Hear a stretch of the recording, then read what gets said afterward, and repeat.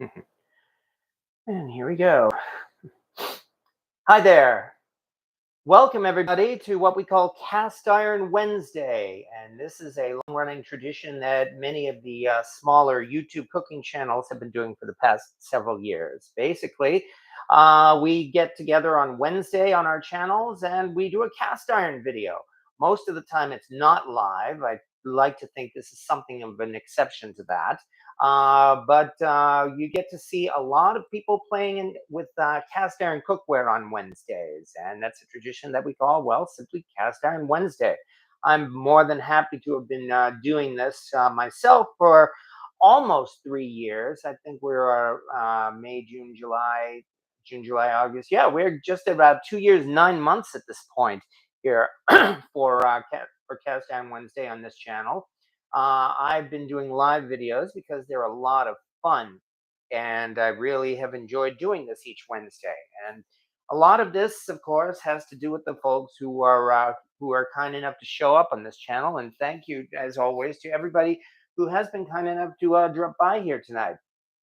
And that means, saying hello to all my friends here, like Cynthia Wesley and Pib Gorn, Midnight Lacey, Elsie's Cat, and Rocket Caver, and Alma Wasilewski, and hello RT Scott, hello Rick Stumbow, and hello to everybody who's kind enough here to show up here tonight, because as you can see, here is the box. Yes, as mentioned in the description of this video, I was rather flabbergasted and otherwise shocked last Saturday to see this huge package arrive here in the mail. I had received advance warning from Louis J at Louis J's Cast Iron Cooking, and of course, that is very much a plug for his YouTube channel, where he has done quite a few videos of playing around with cast iron cookware here.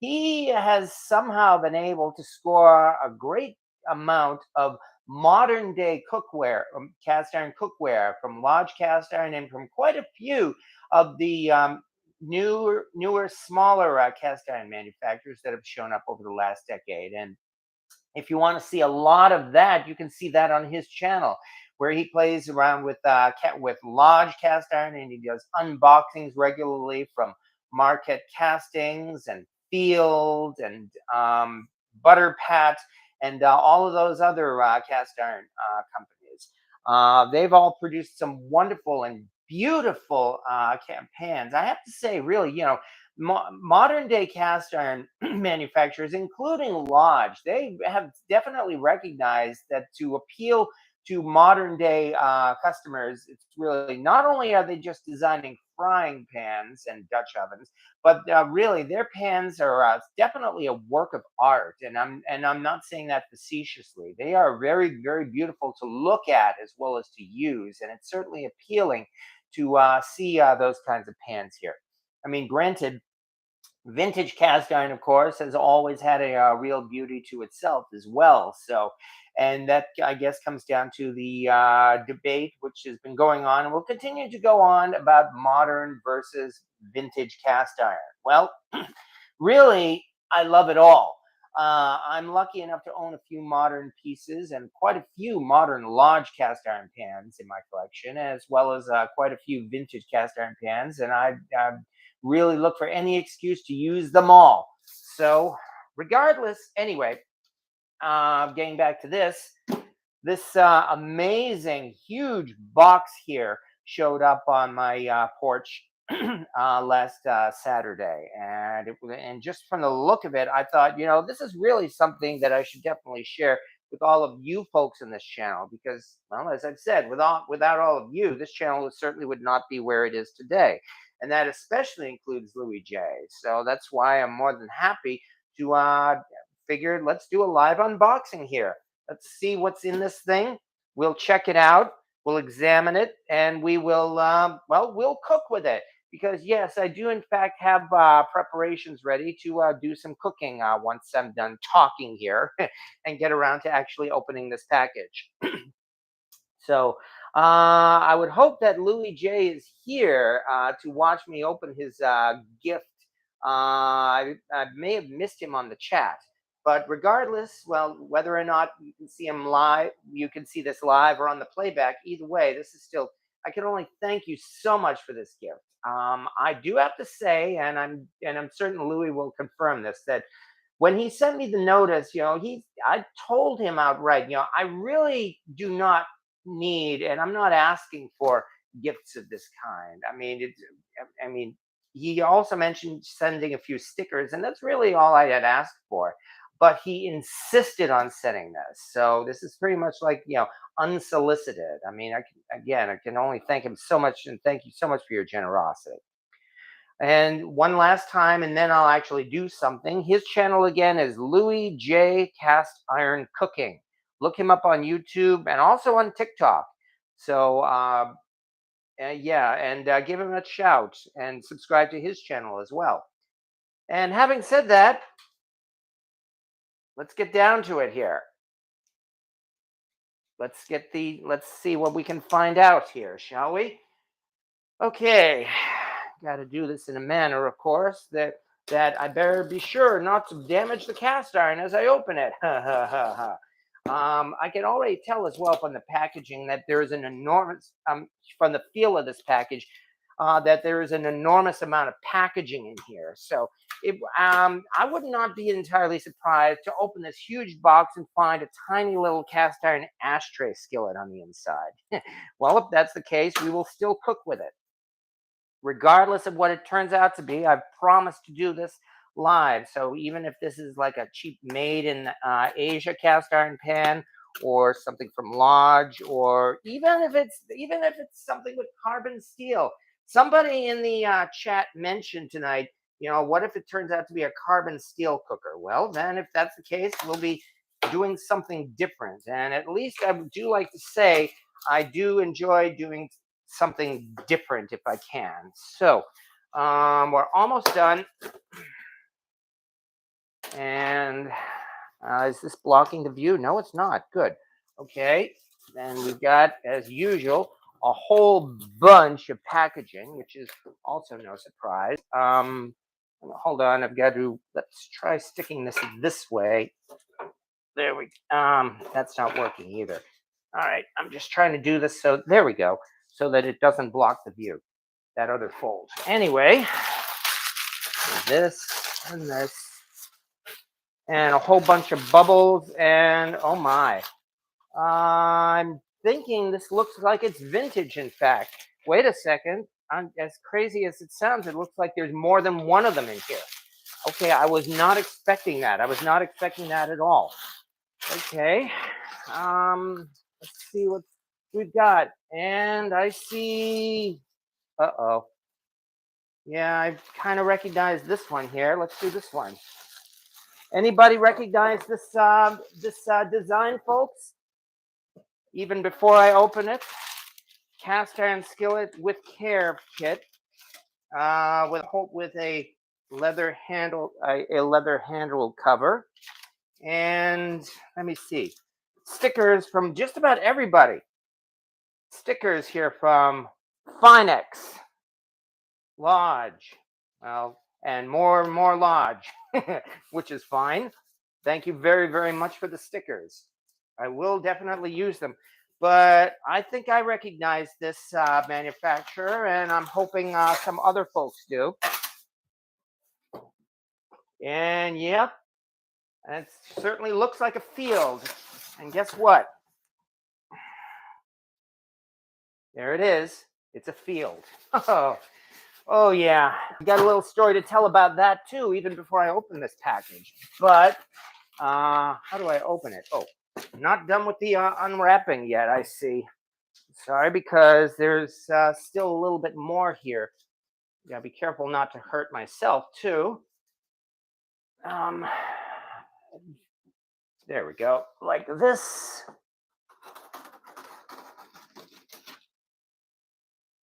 And anything can happen in a field. So no, I definitely was not expecting with a chainmail scrubber, no less, and cast iron seasoning. Yeah, this is their cast iron care kit. But here it is. Okay, 1 second. I have to be fair. Thank you. Yes, and thank you very much, Louis J. Thank you. We can't wait to see what you make with your field skillet. Boy, I have to say, neither can I. But okay, now let me get the box out of the way.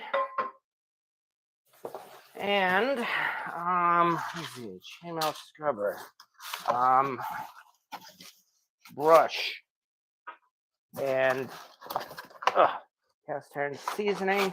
Now we'll get the box out of the way because again, you know the rule. Keep your workspace clean, as I like quoting from one of my favorite movies, Ratatouille. But here it is. It still has the sticky stuff on it, and here it is. A field number 8 cast iron skillet. You know, even before I got this, I've been commenting that Field is doing their best to try to be the modern day Griswold because, wow. I mean, this thing here has got a very, very interesting surface to it. For the record, it's not glass smooth. This has some kind of a very, very, very fine grit surface, much finer than Lodge. But they definitely have not polished this thing to glass smooth. So I guess they've learned the lesson of really pretty much all of the major cast iron manufacturers. And they're polishing to a smooth, glass smooth surface really doesn't work that well. But no, nonetheless, here it is, made in USA Field Company. So wow, I'm as I said, I'm speechless, really. I mean, well, no, I'm not speechless. I mean, it seems like on this channel I'm never speechless, but I'm very, very grateful. I can only thank you so much for this. This thing, well, again, if it's a number 8, okay. Before I do that, though, we're not done yet. Remember, where did I just put that other one? I said I'd put it aside. Here it is, and this is pan number 2. This one has a handle that suggests this one might be vintage. Okay, so if we turn it over, I'd say this thing definitely looks vintage. I'm not able to see the bottom through the wrap yet, which means more unwrapping. Where did I put those scissors? Here they are. All right, well, here we go. I hope you don't cringe from the way I unwrap this thing. Actually, let's move this out of the way so that folks can get a fairly clear view of this. And again, thank you so much, Louis J. This one, on the other hand, definitely is vintage because it definitely has a glass smooth surface, and he's done his best job that he can seasoning it. So let's do this right here. All right, finally. But wow, this does look nice. Come on. Boy, I have to say, you sure know you're wrapping. All right, there we go. Oh, good grief. All right, I'll have to do this. I'm not intentionally prolonging the suspense, folks. I'm really having a little bit of difficulty getting all of this off. Doing my best here, though. There we go. Close this. And now for the reveal. And it's a favorite smiley, a favorite piqua. Either way, piqua wear, number 8 piqua, favorite. Wow. Oh my God. I'm I'm honestly, as I said already, I'm astounded, at your generosity as for everything else. Let's take a look here for the record. Let's see what happens if we try putting the field on top of the favorite. Ooh, sorry.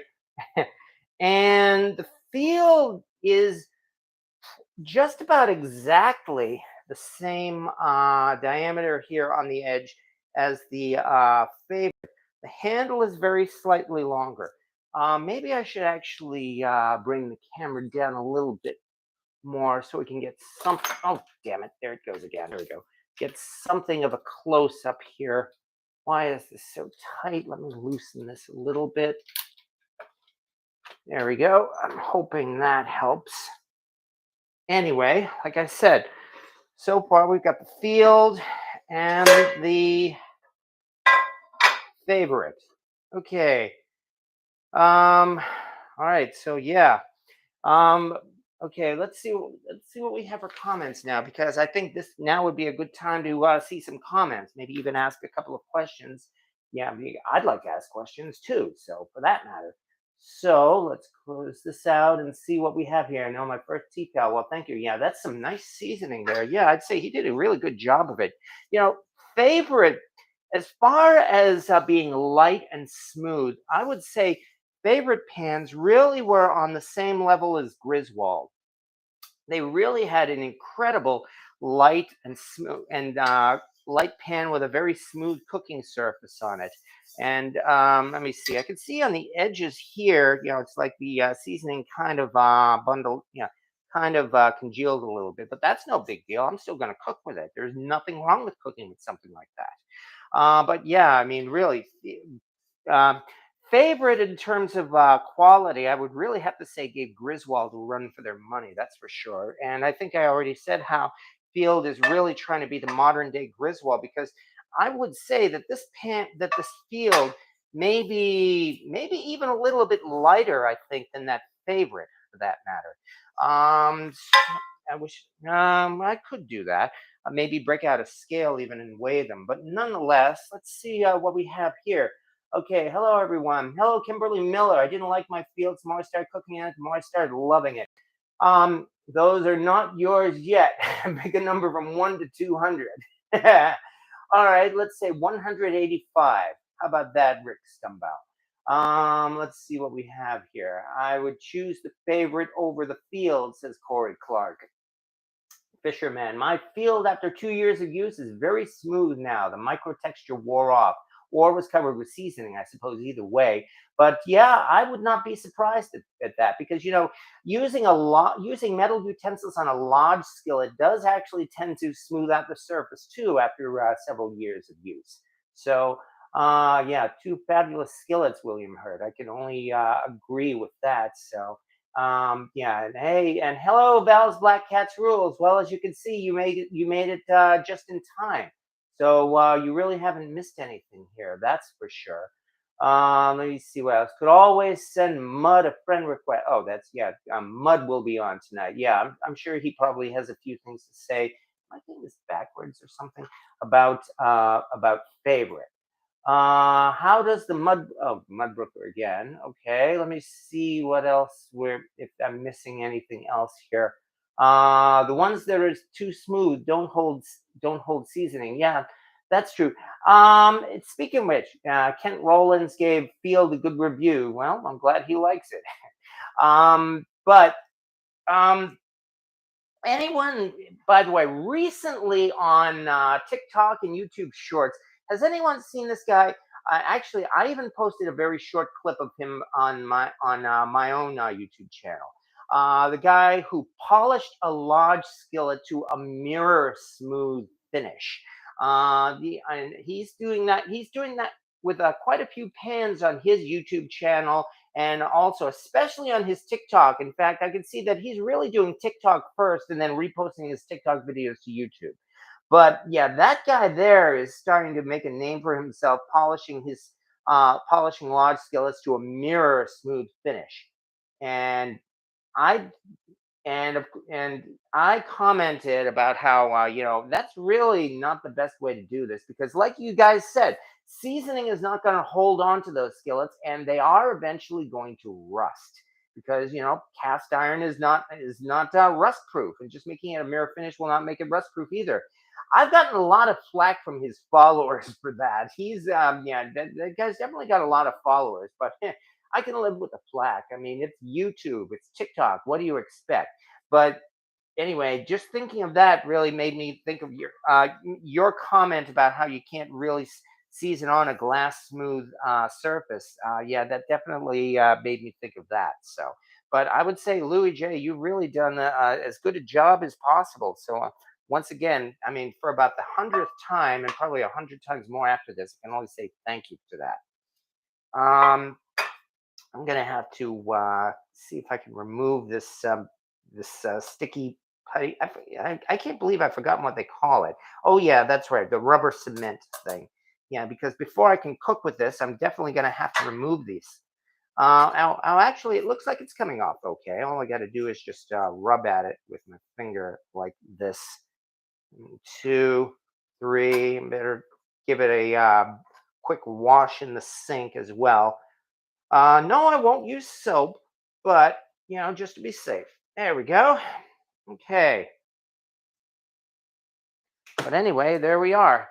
So I was wondering if, based on the size of that, I was wondering if it was going to turn out to be a 12-inch skillet. But instead, again, it looks like we're going to have two number 8 skillets to play with. Well, that's okay because what I have prepared tonight, I think there's enough of it to fill two skillets. So that'll be good. I should say right now, what are we going to do with these things? Well, I'm going to play with them and I'm going to cook and we're going to make ourselves some dirty rice. So we can certainly go from there. Yeah, glue, stick, glue. All right. I want to give away, says JD Hyde John. I want to give away from Louis J. Cast, and he shipped amazingly well. Was that Nate from the internet? Um, who was Nate from the internet? I'm missing something there. Oh yeah, that guy. Yeah. Well, as I've said before, it's his cast iron and he can do what he wants with it. I mean, I realize he probably, I doubt if we're ever going to see any of those pans of his after he's actually used them for a month or so. But, well, that's life. Just as I said, I just like cooking with my Lodge pans just as they are because they work just fine. All right, yeah, cast iron, white man walk. Yeah, you could say something like that. Although I have a wok too, and I'm very happy with that. But yeah, we are gonna cook in these. Okay. Um, let me see. By the way, while we're at it, even before that, let's get on to our. This is a very nice leather handle cover too, and it definitely has the Field logo. So obviously, I should put it on the Field pen. It's got a chainmail scrubber. Um, I'm not sure if I should even open this because I have a chainmail scrubber. And quite frankly, meaning no offense, Louis J, it might be better, I think, maybe for me to give this away to someone because I have a chainmail scrubber. And in fact, this Christmas is going to be the 10th anniversary of that chainmail scrubber. Let me get it out, in fact. I've been using this thing almost every day for nearly 10 years. Can you tell? Well, admittedly, I haven't gone crazy. I haven't done anything that could really damage this. The only thing I've used this for is to clean cast iron and cast aluminum. So as a result, it's undamaged. The rings are still intact. It even has the original logo from 10 years ago. This is, in fact, the Ringer, which is one of the most popular chainmail scrubbers, in fact, on Amazon. It has an earlier Ringer logo tag on it, though. The newer Ringer tag actually has a big hole in the center. It's just a ring in itself. But nonetheless, I've been using this for almost 10 years. And for that reason, I may end up just actually, as I said, giving away this chainmail scrubber to somebody who can use it. But the rest of this stuff, I can give the seasoning oil a try. Okay, your countertop. Is that the old one you live with? Okay. The countertop, yeah, back in my original apartment, again, 12 years ago. Oh man. Yes, that one actually did have a countertop made of this material here. I did not steal the original countertop. That's still there in the old apartment back there in Massachusetts. I looked it up, by the way. This material here is a type of granite, as I found out. Apparently, it's called black marinese, Maranice, marin, Marin, ace, black marinese or marinase. And yeah, it's like The landlord or the guy who actually designed my apartment before I moved in there, he really had some nice taste. I will say that because, as you know, people have been going crazy for this countertop ever since then. And so finally, I had to move out of that apartment. There was some drama involved with that, and I moved to my other apartment in Massachusetts. One that, and that apartment definitely was far lower quality. However, I missed the old countertop, and I know a lot of people did too. And so finally, I ended up for my birthday about 2 or 3 years ago. In fact, I finally decided to go to a construction company and actually get a big slab of granite in the design of that, especially so that I could have it here for you folks, so that I could keep making videos on this. So yes, this is it's not the original countertop, but it's the same stuff that that countertop was made of, and again, it's called Black Marinus. Okay, I've never used a chainmail scrubber, says Alma Wasilewski. Okay, Louis, what company made the cast iron waffle iron you have? Oh yeah, hello, Louis J, and thank you very, very much for these gifts. Again, I am humbled and I'm flattered, and that's about. I'll probably be saying that pretty much for the rest of my life. So okay, have all the field set. It'll take some time to get it black. It will season in stages. Yes, that's true. A lot of my pans do start off with a bronze color, but they do turn black after some use, and not a lot of use either. All right, so that's talking about this unboxing here, and thank you again for everything for that. Okay, yeah, I have all the field set when they came out. Yes, and JD Hive, I thought you were time traveling. Okay, having said that, I've got to move some of my stuff around here so that we can actually get going. What I should do is give these things just a very quick wash, because it's a good idea to wash out cast iron when you get it brand new. And to do that, I'm going to make everybody motion sick here because I've got to re-extend the legs of this camera tripod here. That's what we get for doing this live with one camera. All right. And the last one. There we go. Now let's settle down. And oh yeah, the other thing is this. All right, let's bring this up. There we go. Now we get a nice view of my sink. Yay. But that means we can wash ourselves some cast iron. How exciting. Okay, let's start off with, now remove the handle cover. Here's the field. And let's get this out. Okay, let's start. Yeah. What I like to do is get this off to reasonably hot. Not hot enough to burn me, of course, but still nice and hot. And then once we do that, well, again, all I have to do is give it a scrub. There we go. Using, as I mentioned, my chainmail scrubber. And all I'm really doing at this point is just, getting some excess dust off. So all I really have to do is just pretty much this. Nothing to it here. Especially that glue residue. Probably that more than anything else. So there we go there. And that's one. Let's put this over on the stove top here. Move over to the stove top. Come on. There we go. And this is number one. And we will start heating it up because we're not just drying it off, we're going to be cooking with it. And then let's head back here one more time. And number two, the favorite.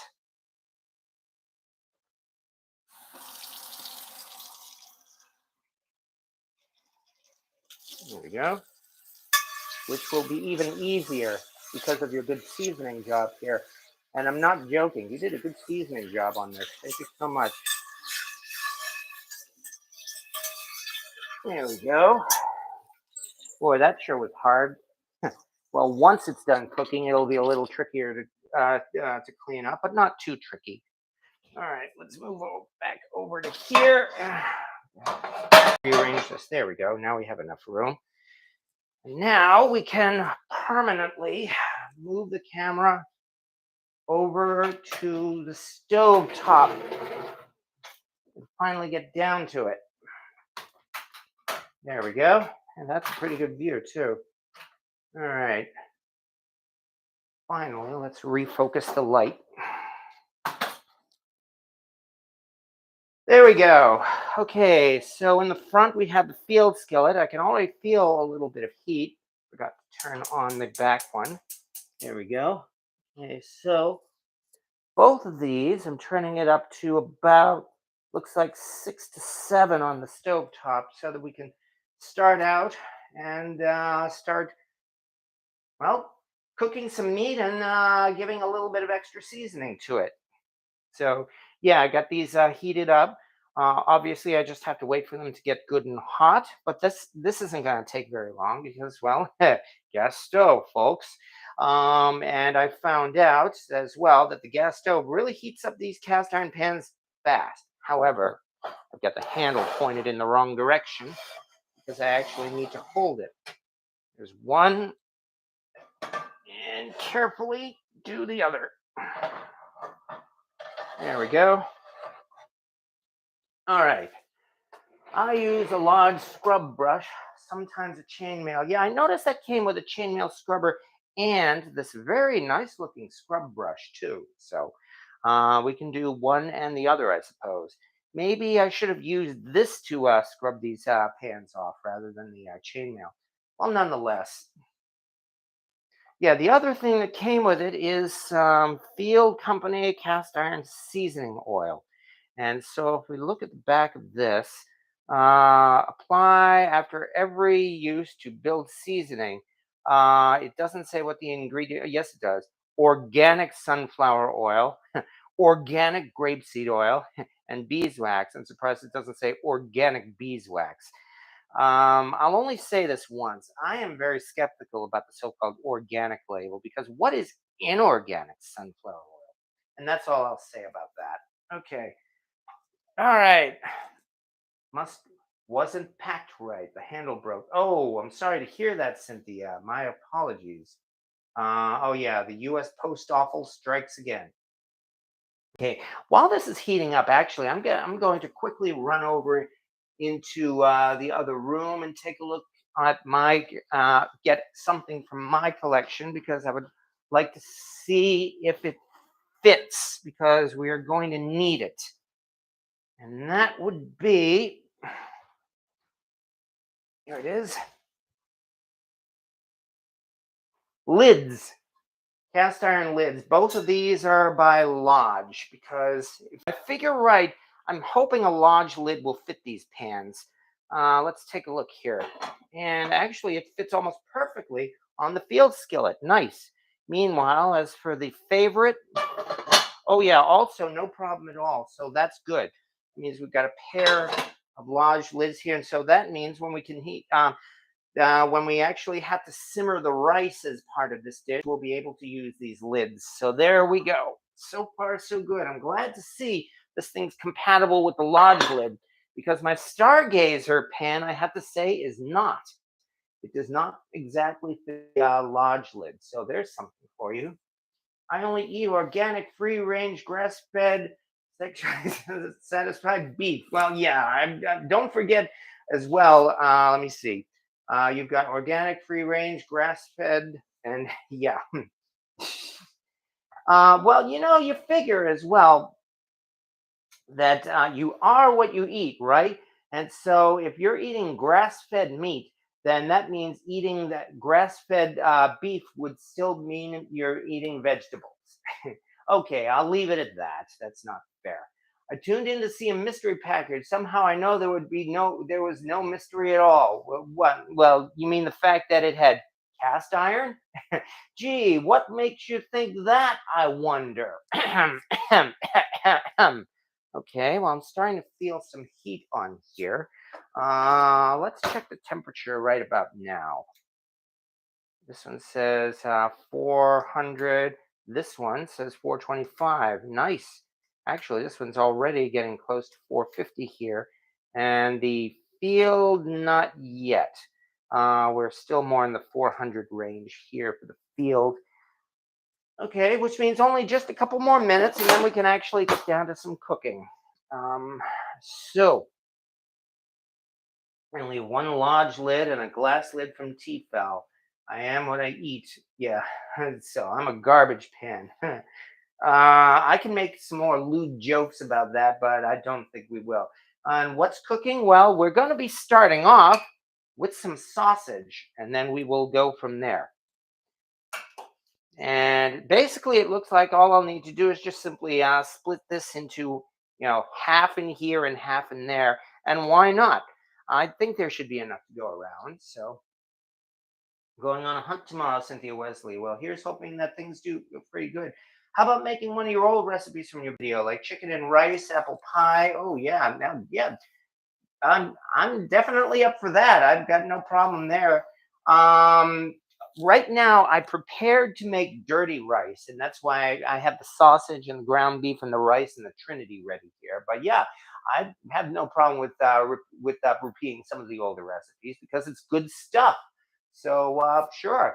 Expected to see this recipe. Oh, excited to see this recipe. Well, yeah, actually, Louis J. I always say, as well, when I like these recipes, it's like I really hope this encourage. Oh, I'm starting to feel some heat in the handle already. So, gosh, I guess I'm gonna have to get that leather handle handle cover. But yeah, I mean, I'm certainly am glad if I encourage people to try these recipes because I'm not being paid for that. But it's always good to try something new. Anyway, dirty rice is essentially a simple jambalaya. And I say simple because it really does not take that long to make. So what? And we're gonna have to start out, and I think it's time to start out with some sausage. And best of all, I can even do this into a dry pan, and we will move on from there. So let's do some here. Stuck a little bit, and a little here. There we go, and there's the rest of it. Okay. Side, yeah, I'm doing the sausage first because the sausage, of course, needs to be thoroughly cooked, probably more than anything else. So I'm going to make sure the sausage is cooked, and then we'll throw in some ground beef. Other than that, just keep this moving. Yeah, you notice how even though I put this into a dry pan, it certainly doesn't seem to be sticking, does it? On the other hand, I hope I don't get this too hot. All right.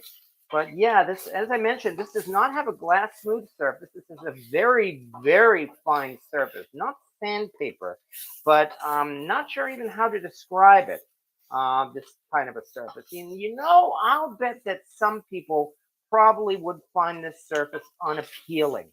You know how it's like for some people scraping your fingernails down a blackboard? I think you could very well get the same feeling from this. I, for one, do not have a problem with it. Meanwhile, on the other hand, the favorite, which does have something of a glass smooth surface, as you can see, the stuff is just sliding around like no tomorrow here. Oh, damn it. Here we go again. Excuse me, folks. Yeah, I know. This sure sounds familiar, doesn't it? Hold on. Oh, shut up.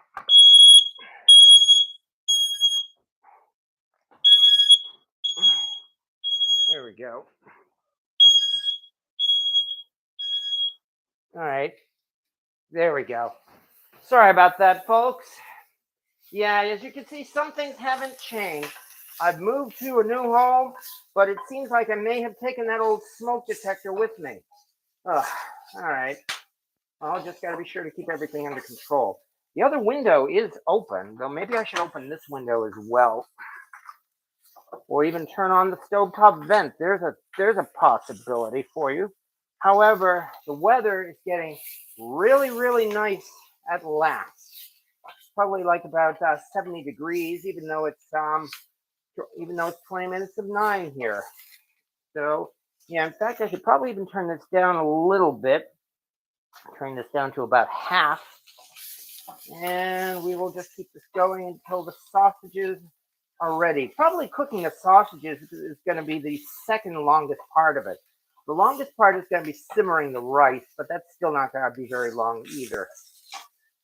But between the sausages until we get to the rice, the rest of it should go pretty quickly. So this is not going to take very long. And besides, we're not even halfway through this live video yet. So I'd say there's still plenty of time for it.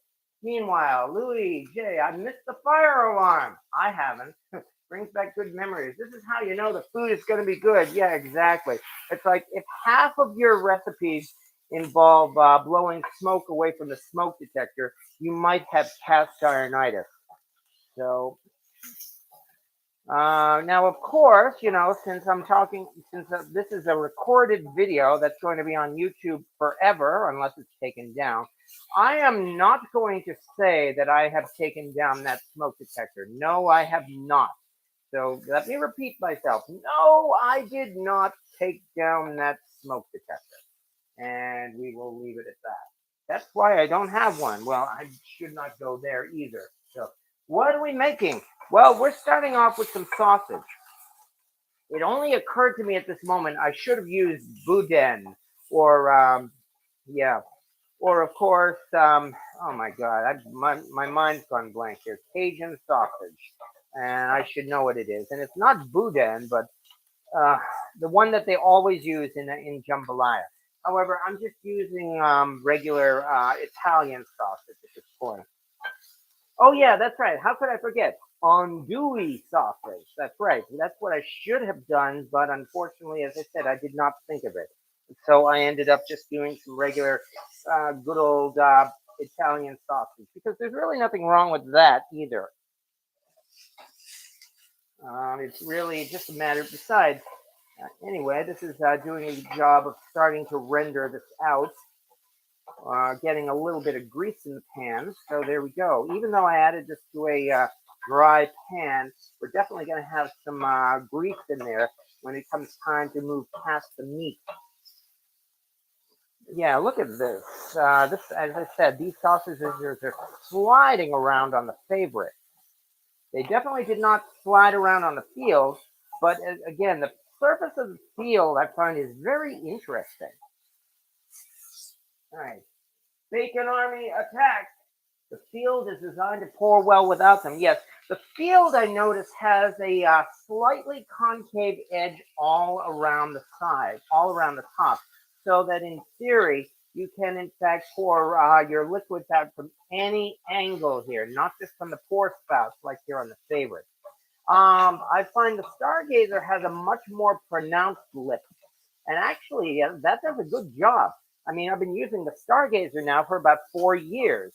So, and yeah, I like that, and I do like the way that top is shaped. So the field is a little less so, but on the other hand, the field definitely, as I mentioned before, trying to be a modern day Griswold. The field here is the first of these modern day cast iron skillets I've seen that has the shape of a vintage pan. You know, complete with the shallow walls as opposed to more concave. So there's definitely a difference to that.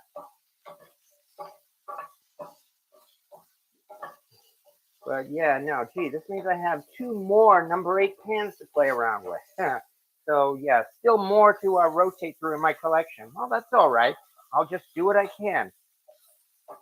I've said too many times I intend my cast iron pieces to be users rather than just display pieces, and I mean it.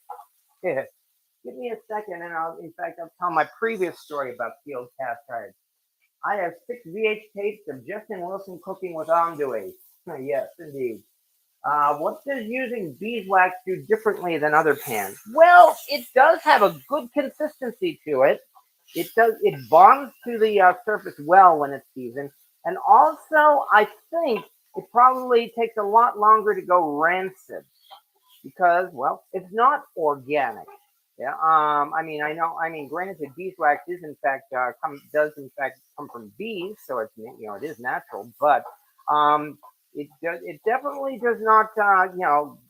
It doesn't spoil the way the way vegetable oil does, for instance. All right. I think we're getting to the point here where we can move on to step two. And step two would be ground beef. So, yep, more meat. It's a Cajun dish. Of course, there has to be more meat. And here's some here, and here's some here. All right. Throw this out. And anyway, ground beef.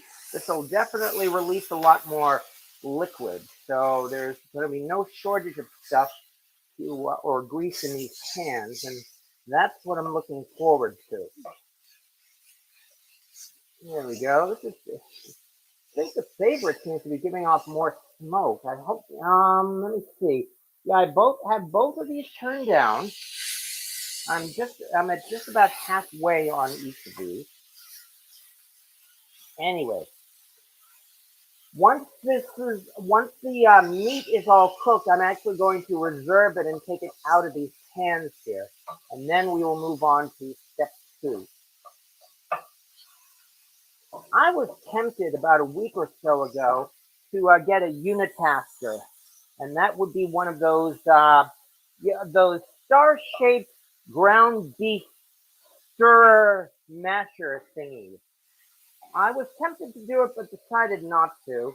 And at this point, I'm still thinking maybe I don't really need one of those ground beef mashers because, this typical wooden spatula, I just dropped some of that ground beef, how nice. The typical wooden spatula is doing a pretty decent job here. And it's really not taking that long to brown and cook all of this meat here. So we are doing pretty good. In fact, I've got to turn it around a little bit more. But yes, this field definitely does have an interesting consistency. I'm really going to have to focus on that and probably do another video examining it in particular. Whereas, as I mentioned already, the favorite is cooking like a dream here. Everything is just sliding across the surface of the favorite. If it sounds like I'm complaining about the field, no, I'm not. I'm simply saying that it's different. And that's the thing. That's my conclusion when it comes to vintage versus modern cast iron. Some people say vintage cast iron is better than modern cast iron. I say it's different because it is. It's designed differently to perform differently. And I'm not copping out when I say that. I mean that honestly.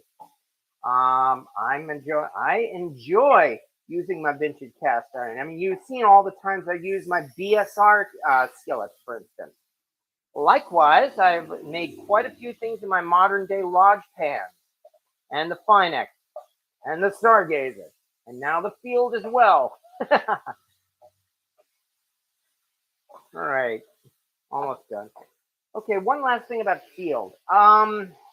Some folks may remember this story from, I can't believe it's already been a few years, maybe 6 years or so. But back then, about 6 years ago, I was actually given the opportunity to receive a brand new field skillet. And this was back when field was just starting out, one of the first generation field skillets. And at that time, I turned it down. This was meant as a gift. This was meant as a gift from one of the popular cast iron gurus and popular YouTube channel. Oh, in fact, it was Jeff Rogers, the culinary fanatic, but don't tell anybody that. And at that time, I very politely turned down his offer of a free skillet. And my reasoning is still the same reasoning I use today. I don't need another skillet, I said. I said, I'm very, very flattered with the offer, but I really have enough trouble using all of my existing skillets. And he understood, we're friends. We understand how that goes. So no, he wasn't upset or insulted or anything like that. But when I mentioned that on my YouTube channel, Field apparently had already gotten some fanboys who thought I was crazy and minced no words in saying what a dumbass I was for passing up on a free field. How dare you actually suggest that you turn down a field, whereas look at you cooking on all those live skillets. Eesh, what kind of an idiot are you? Not exact words, but close. Well, I stood by my word. I still stand by my word. And yet, here I am now, years later, with a brand new field skillet, of which, again, I am very, very grateful. And I am definitely going to be doing my best to get as much use out of this as all of my other pans. But that's my field story. And yeah, people were commenting about me turning down a field skillet for quite a while. Boy, in fact, I think actually maybe it's the burner itself, but this favorite seems to have thoroughly cooked this sausage and beef a lot faster than the field. But as I said, I'm not blaming it on the field skillet. I think I'm blaming it on my burner. Let me turn down that back burner a little bit more, in fact, and probably turn up this the front burner just a little bit more, so that we can get, although both of these are nicely browned, I think we are probably getting to the point, in fact, where I can just simply reserve the meat. So let's do that. I want to do this in a manner where I save some grease in the pan. So let's pull out one of my bowls here, if I can. Let's see if we can get this in without killing myself or burning myself, I should say. See how well this handle, I can feel some heat through the handle, but it's nowhere enough to burn. So we're doing pretty good here. There we go. Just lightly scrape all of this off. Trying not to get rid of all the grease.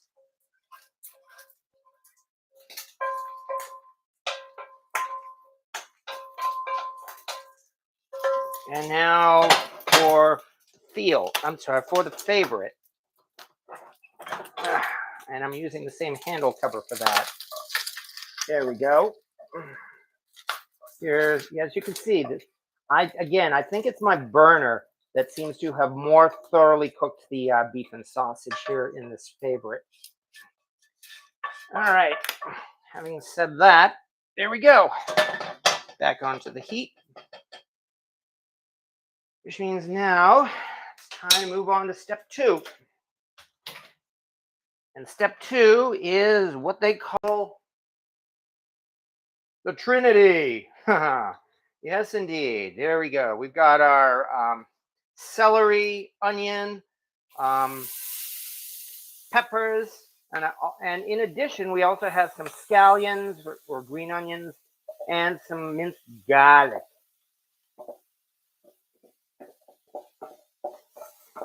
And this is not going to take long at all either, especially not with a piping hot pan like this. That's what I mean. Once the meat is done, we're really almost done. Between here and actually getting down to the point of simmering the rice is not going to take long at all.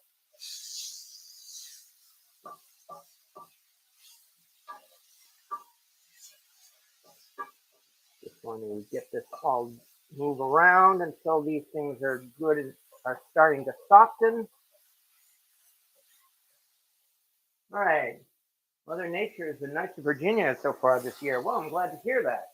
Corey, how close are you to the tornadoes? Oh, tornadoes? My condolences there. Yeah, I do hope everybody's okay. All right. And yeah. So we've got the Trinity searing up nicely in this grease from the meat. Ooh, definitely smells southern. There's really no other way to describe it. I mean, again, what do you expect? We've got the trinity here, along with our sausage and beef. And then from here will come our spices. And the spices are very simple. In fact, I forgot to add it. I could start adding it right now. And that would be simply start out with some salt and pepper. Salt. And I'm not even measuring it. I'm really just eyeballing it. I've made jambalaya a number of times, and I find myself just eyeballing it where jambalaya is concerned. And so far, at least so far, it's been successful. Salt and pepper.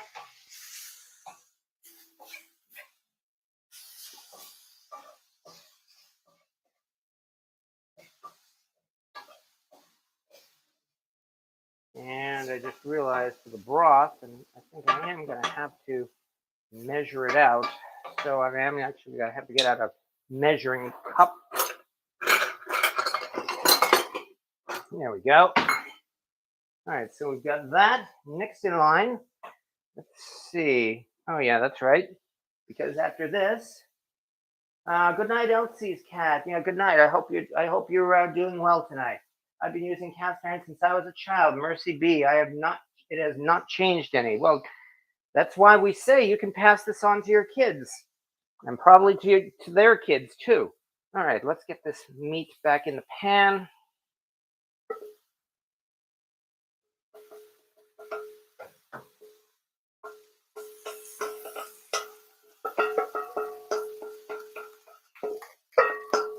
There we go.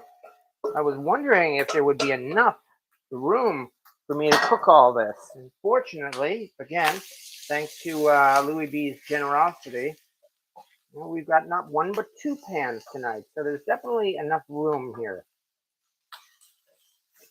Two pans are better than one, at least in some instances. And I think this is one of them. There we are. Off to a decent start here.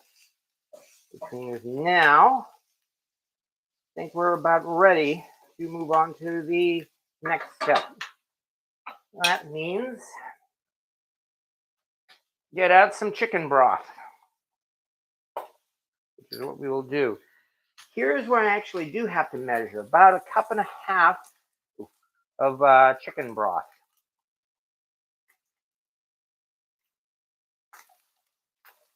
There's one. Ooh, that's hot. That's steam. Here's two. And then once we do this, we'll be bringing this to a boil. Although it looks like it might be boiling already. Holy cow. Here's about another half cup. And about another half cup.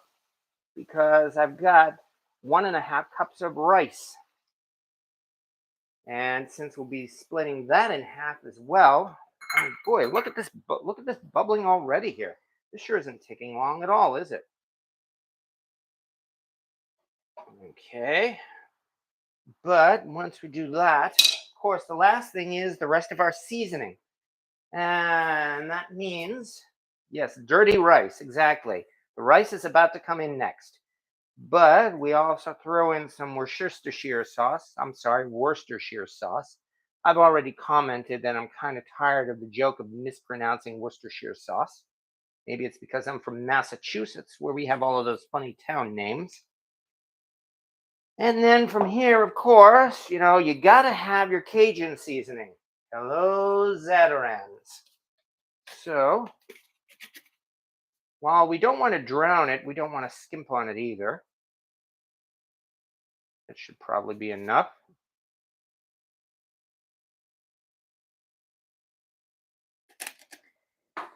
And finally, of course, the other thing is a whole bunch of parsley. There we go. Nothing to it. All right. Mix it together. And I do believe it's already time for the rice because, as I said, it sure didn't take long for this to come to a boil, did it? In fact, let me stir it all around here.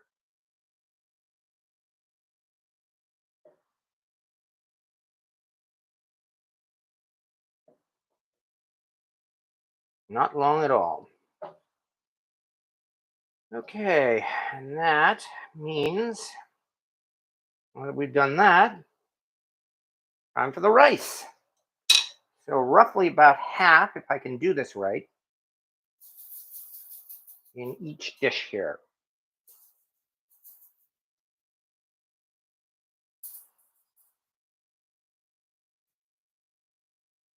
There we go. Mix that in one more time, and then we turn down the heat and simmer. And there will be our dirty rice. In about 20 minutes, it'll be done. And here is where I'm so glad that both of these pans happen to fit just fine with a lodge lid. So this lodge cast iron lid. Modern day cast iron lid for the modern day field. Vintage lodge lid with no logo and the but still the same size for the favorite. There we go. And both of these fit like a glove. So there we go. Let's turn this down a little bit. All right. And there we go. Okay, Clark, you have a garden, fresh parsley next time. I do not have a garden yet. I've been so busy, and even though I've been here for 9 months already in my new home, I've been so busy trying to settle in and work a full-time job and make these videos and do what needs to be done to keep my, to get my home in order. I have not had any time at all to consider doing a garden. Also, I've never done a garden in my life, so that would be yet another new thing to do. So, unfortunately, Mercy B, I guess I'm gonna have to cook my dirty rice. Well, yeah, and it's really not that hard, as you can see, Mercy. I mean, I'm a big fan of easy recipes, as you noticed, and this really wasn't so hard. I prepared this all in 2 cast iron skillets. Thank you again, Louis J. As you can see, it was really no more than starting with the meat and moving on to the chopped veggies, aka the trinity, adding our seasonings, and then just some, I used chicken broth and rice. And I use the traditional amount of twice as much liquid to rice. So I've got a cup and a half of rice spread out between these two pans and 3 cups of chicken broth spread out between these two pans. I've learned recently cooking rice by itself, it's actually better to use less liquid than that. But I find that when doing combo dishes like this, especially like jambalaya, doing the 2-to-1 ratio of liquid to rice still works well. So that's what we're doing here. Aldi has boxed red beans and rice. It is surprisingly good. And yeah, there's nothing wrong with using the store-bought stuff either. So gotta make me some dirty rice.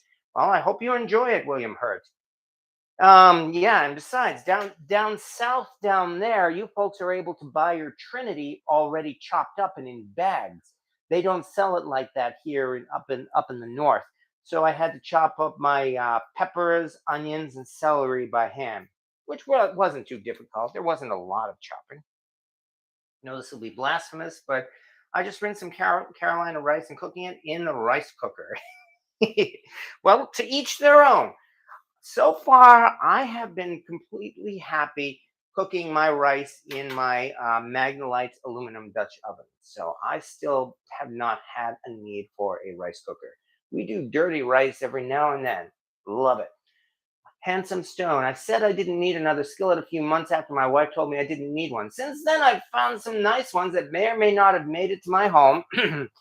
And you wonder why we call it cast ironitis. Of course, these 2 more number 8s here probably means I don't know how many number 8s I have in my collection now. 10, 12. But that includes the Cracker Barrel skillets and the Lodge Made in America skillets.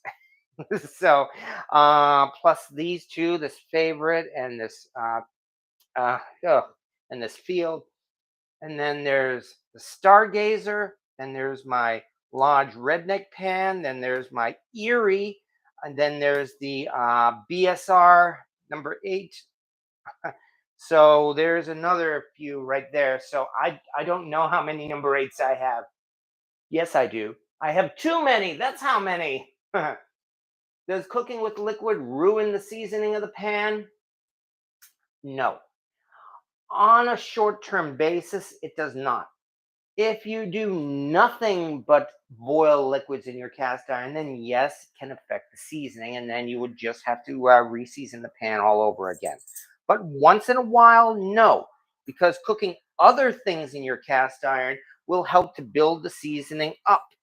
So that's fine. And also, if you look online and like on the cast iron cooking group on Facebook and other places, you will see people who insist they make tomato sauce in their cast iron all the time. To each their own, of course. But um, I would say give it a try, really, and see what works for you. That's probably the best thing to say. I will say quite a few times I've made jambalaya in my cast iron. Well, in fact, that's all. No, I think maybe once I've used an enamel pot to make jambalaya, but I've used bare cast iron for jambalaya just about every single time. Granted, I don't use tomatoes in my jambalaya, and that probably helps too.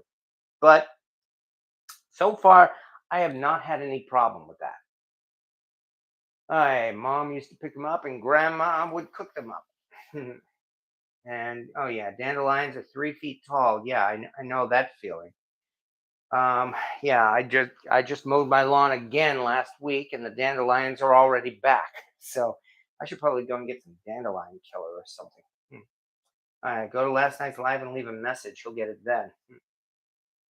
All right, but anyway, as I said, this is in fact the field cast iron skillet. So now I'm going to have to do some more comparison videos, I think. I mean, I could compare the Field to a Griswold, since Field is trying to be a modern day Griswold.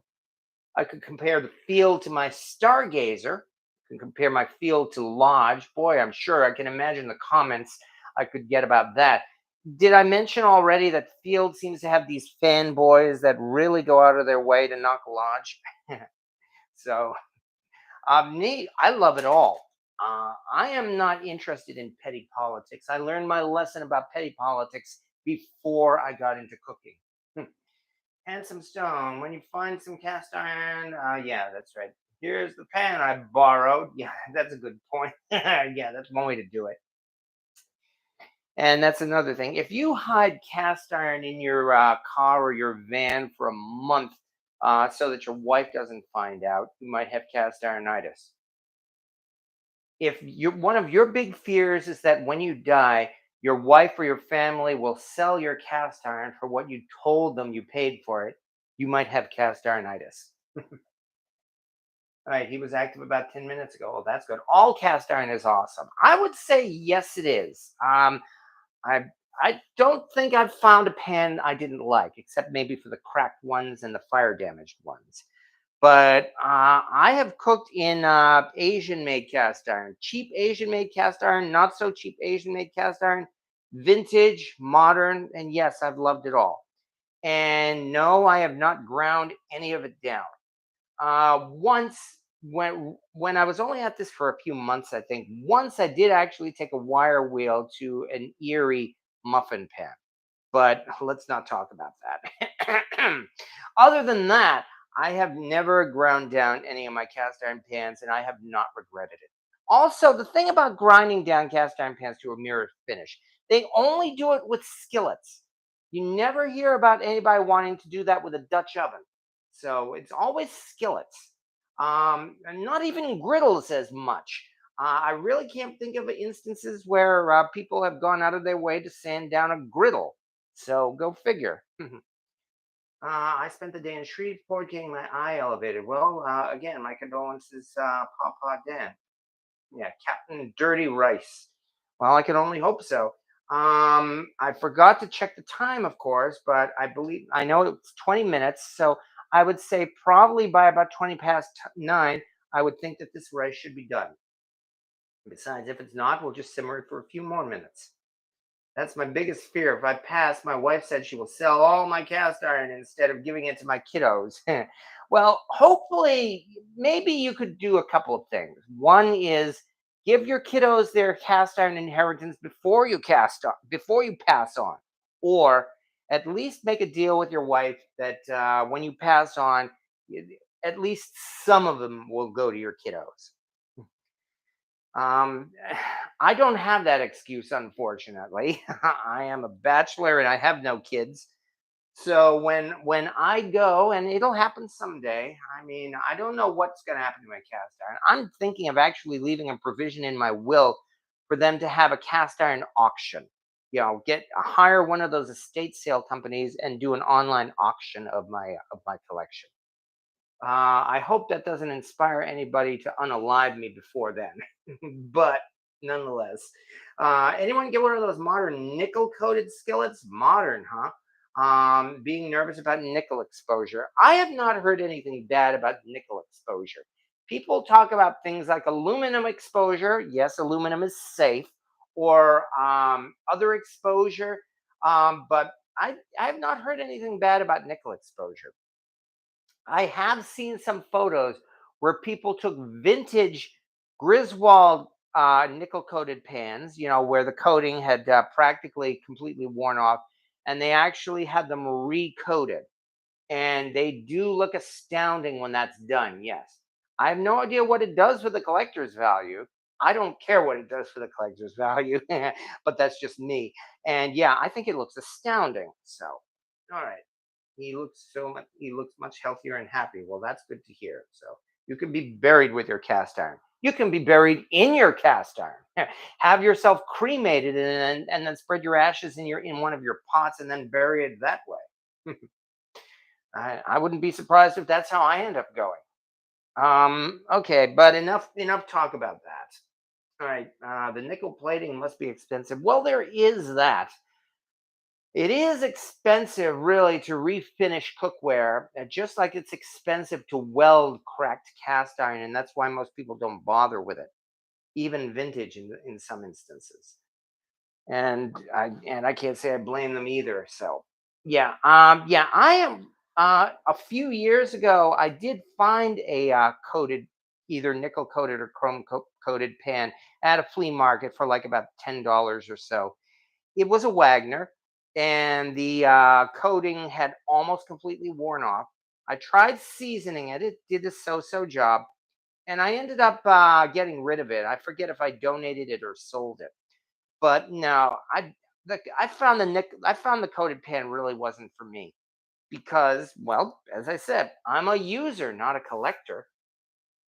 And really, those shiny pans like that, I would think that they, even in those days, they must have really meant more for eye catching appeal more than really for use in the kitchen.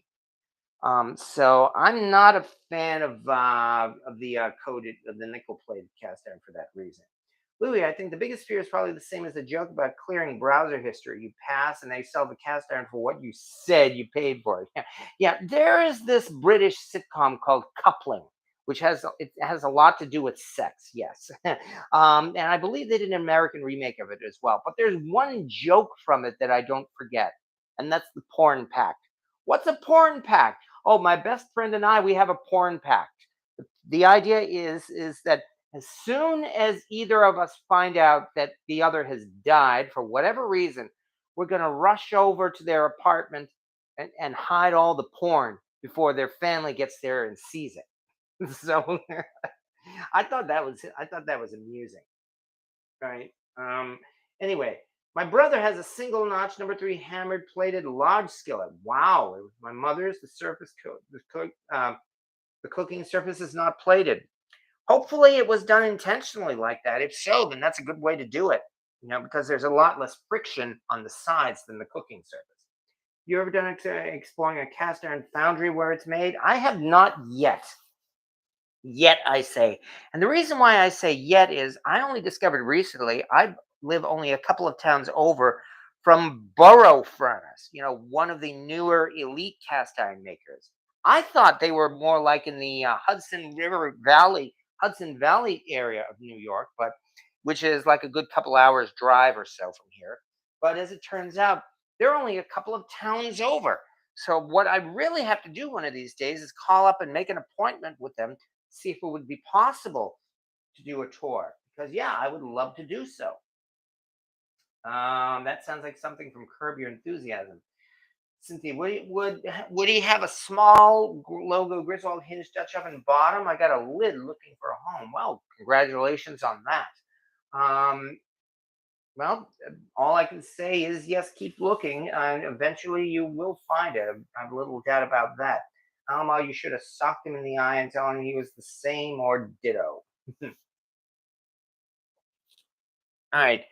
And we're down to about 5 minutes to go. Nice. So it's 9:15. We are starting to get on time, but yeah, this should be done just about in time.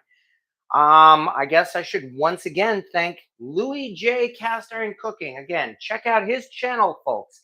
I mean, definitely this is a plug for his YouTube channel because he was generous enough. Oh, I'm seeing steam coming from this.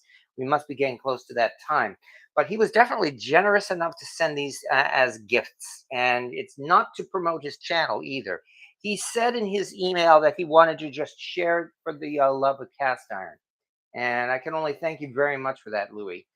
And once again, Louis will confirm I said that wasn't necessary. And I meant it too. I mean, it was really not necessary to send such an extravagant gift like this. There's no way not to say this is an extravagant gift. But he insisted. And so, I mean, especially because it's a gift, I could not refuse it. And now that I have them, I will not refuse it. I will do my best to get as much use out of these pans as possible. Considering the size of my collection, you can see why I'm saying get as much use as possible out of this. But I certainly intend to do so.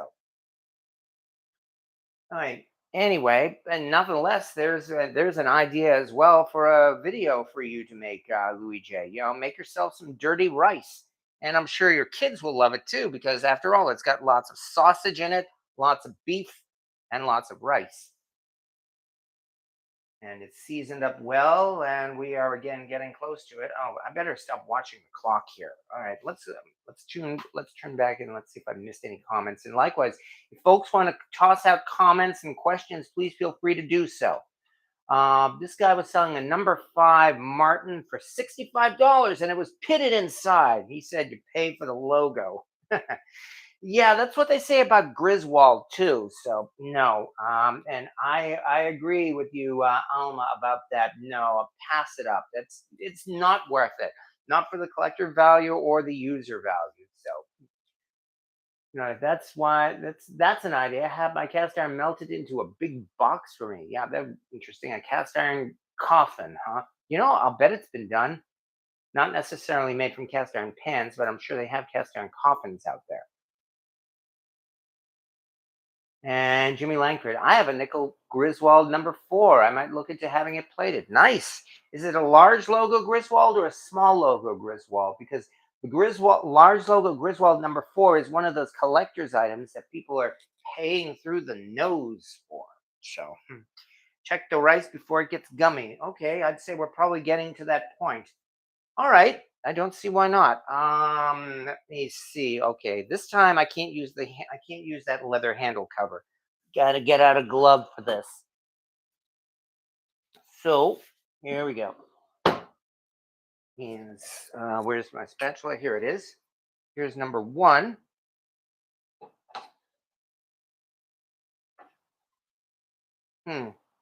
The rice on top looks like it's not quite finished yet, so I think we might just have to take just a few more minutes on this. But underneath, it's looking pretty nice. So yeah, you were right about checking the rice. Just stir it around, and probably just a few more minutes is all this needs. Likewise, let's do this. Come on, this bit before. There it goes. Okay. Likewise, here's the favorite. Pretty much the same boat. The rice underneath looks nicely cooked. The rice on top definitely needs to be stirred around. So that's what we're doing. But still, it's looking pretty darn good. Nice and dirty. All right, there we go. Make sure we don't miss anything. And there we go. Just a few more minutes, I would say, and we will likely be done.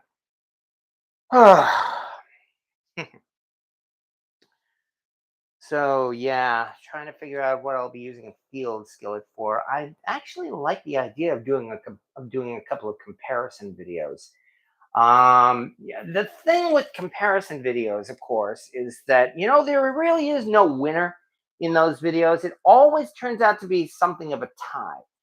It's like, or maybe there might be one very slight difference in which one pan has an edge over the other. Like maybe the field handling a little better than the stargazer, for instance, or the Griswold having more attractive design than the um, butter pat, or being lighter or something like that. But when it comes to cooking, these kind of comparison videos just about always turn out to be a tie, because we said already it's cast iron. Pretty much all of them cook great. So SOS and cornbread. Well, thank you very much, Lenny Winbox. Thank you. I'm always very flattered when people try my recipes. So JD Hype John, I bought a Griswold number 8 nickel coated. It has a little crack near the handle, so I never used it. Oh, my condolences. I'm very sorry about that. And somebody is in the mood for rice. Yeah, I may make this tomorrow. Well, you will not regret it. As you can see, it's easy to make. And it's really not taking that long, considering, yeah, we started this only a little more than half an hour ago.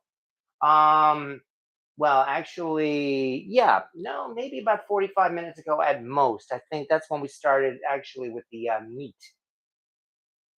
Are you going to perform a mini seasoning or a full seasoning on the lids since you used them tonight? I'm probably just going to do a mini seasoning right now because I don't think this is going to be too badly off. But yes, do a comparison video. Yeah, I think I will do that. That's definitely giving it, and that's ideas of future videos to do, and that's good. I only just started another short video series on identifying cast iron pans. I'm kind of like taking my original long video of identifying cast iron pans and remaking it into short videos. Partly because short videos these days seem to be getting more views, sad to say, but that seems to be the case. But also because I do want to try to redo the lighting. As I'm sure you folks who've seen that video, which I made 10 years ago, or was it 9? Either way, I will be the first to agree. The lighting was terrible in that original video, and I want to do what I can to try to correct that. That's one reason why I'm redoing it now. All right, it's only 8:22 here. I wish I could watch for another hour. Well, here it's actually 9:22, and I'm afraid we're definitely getting on in time, because, well, just that it's a work night for most of us, unfortunately. So I really can't stay on too much longer. Once this is done, though, we will be, we'll be ready. And I would say it should only be another couple of minutes at this point. I'm back, had to do night routine for my kiddo. Well, that's good, fisherman. At least you're being a good parent. That older video on identification, well, yeah, thank you very much. I am again very grateful to everybody who watched that original cast iron video. I made that one, of course, when I was obsessed. I'm still obsessed. There's no denying that. But I think you could see my enthusiasm in that video there, as well as my very poor video production. As I mentioned, the lighting is terrible. That's the big thing. And the sound isn't so great either. But yeah, on how to ID cast iron, well, yeah, and thank you again for that. Yeah, of course, since then I found out that I made some mistakes that I've also done my best to correct.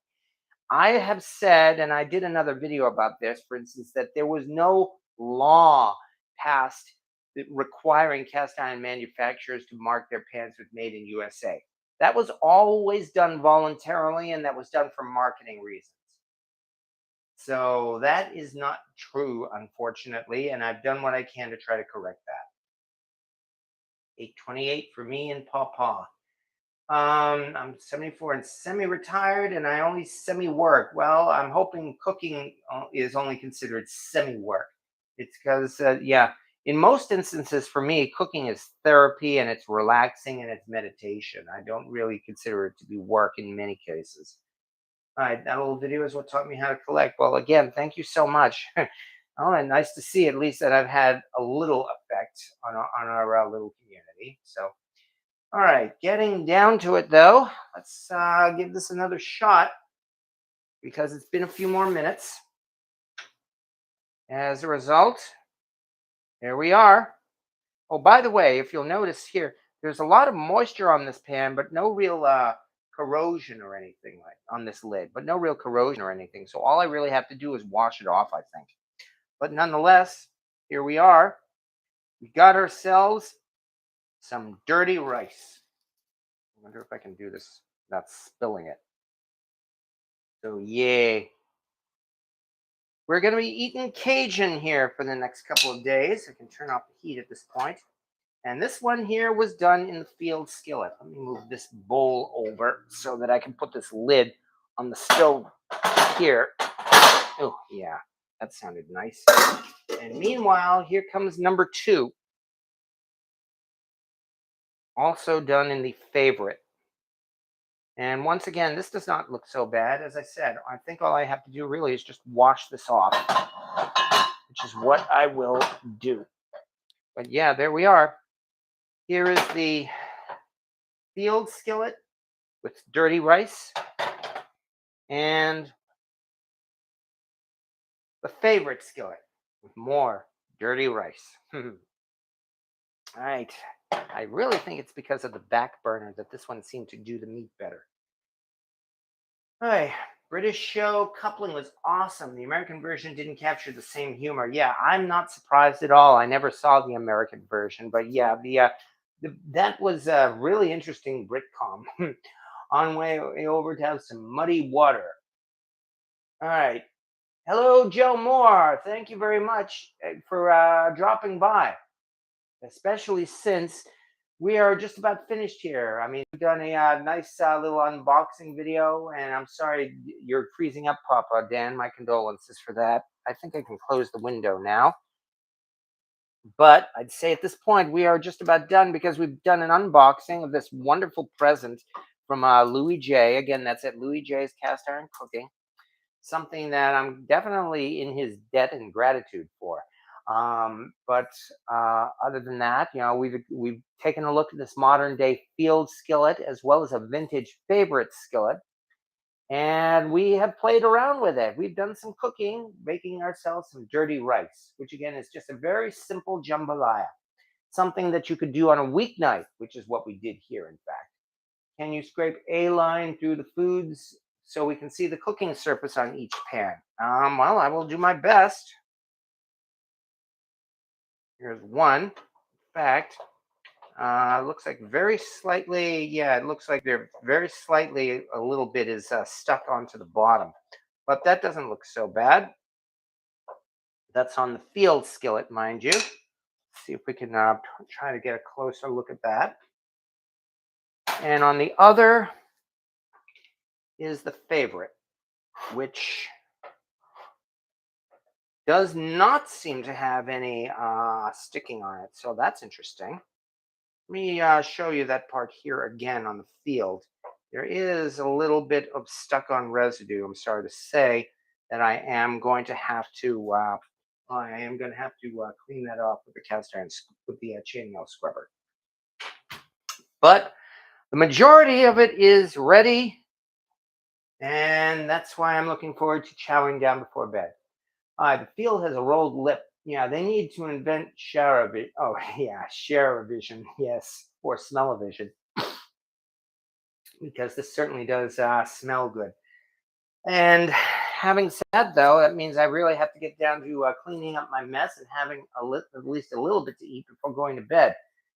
Which means, though, really, I just have to thank everybody here once again, especially, once again, Louis J. Cast Iron Cooking, but everybody here as well, because I've said this before and I mean it every week. It's like having all you folks here to comment and watch is really what makes these live videos fun. It's a lot of fun cooking here live for you folks because, well, I know that you folks are here with me. So, and I have to say, the boss lady loves the Lancaster cast iron for the new cast iron. So yes, dirty be good too. And yeah, I'm definitely gonna be eating dirty tonight. But thank you everybody for watching here. Like Alma Wasilewski, for instance, and Turner Fowler. How does it taste? Well, as I said, this is seasoned with a whole bunch of Cajun seasoning or Creole seasoning, if you prefer. Let me have a little bit. Mm-hmm. Nice. Seasoning gives it a little bit of heat. If I wanted to, I probably could have tossed. Oh, I'm definitely feeling the heat actually from that seasoning. I was gonna say I could have put in a little bit of hot sauce if I wanted, but I think this is doing pretty good here. Do you often eat this late? Well, I have a small amount before bed, not much, but small. Most of this is going to last me for at least the next couple of days. So, so that's one reason why I like doing this as well. I'm not going to have to cook. Rather, I'll be able to concentrate on work and then doing videos for next couple of days or so, which is what I certainly hope to do.